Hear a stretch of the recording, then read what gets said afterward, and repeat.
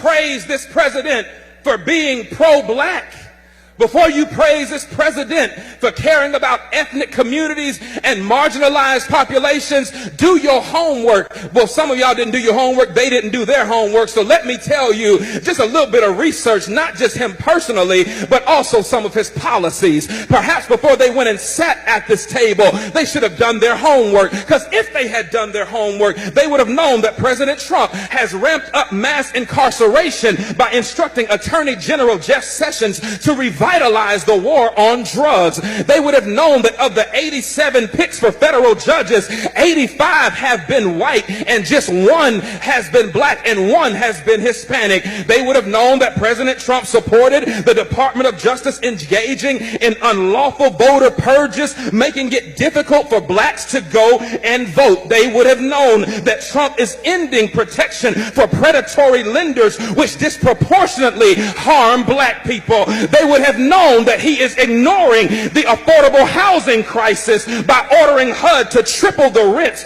of poor tenants in public housing, which mostly affect black people. Do your homework. They would have known that he is proposing cutting $200 billion over the next 10 years from supplemental nutrition assistance programs that will bring more hunger in black and brown communities. They would have known that Trump is worsening the health of black communities through environmental deregulation, which disproportionately harms black people through exposure to pollution. Now, that's just a few on the policy side, but you don't have to go too far to ask what about him personally would make me know that he is not pro-black. I'm glad you asked, because in 1970, Trump's real estate company tried to avoid renting apartments to black tenants and gave preferential treatment to white tenants. He began his 2016 presidential campaign with a speech disparaging Mexican immigrants as criminals and rapists. Y'all remember that? In 2016, he said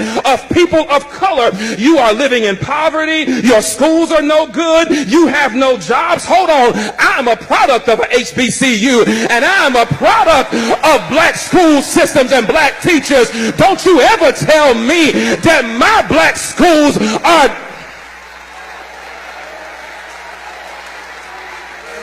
Hold on, I ain't done. He says you have no jobs, so what do you have to lose from electing me? In 2017, Trump said 15,000 recent immigrants from Haiti all have AIDS, and 40,000 Nigerians once seeing the United States would want to go back to their huts in Africa. He spent years suggesting that the nation's first black president was not a citizen of these United States. He called Puerto Ricans who's criticized his administration's response to Hurricane Maria. He called them politically motivated ingrates.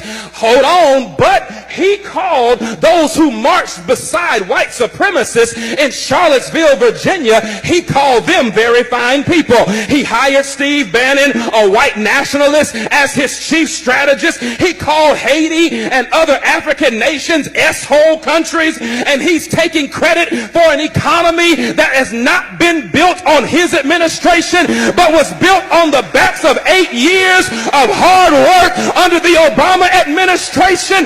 Negroes, please, don't you come up in here talking about this is the most pro-black president that you have ever seen when the record suggests that he cares nothing about people of color.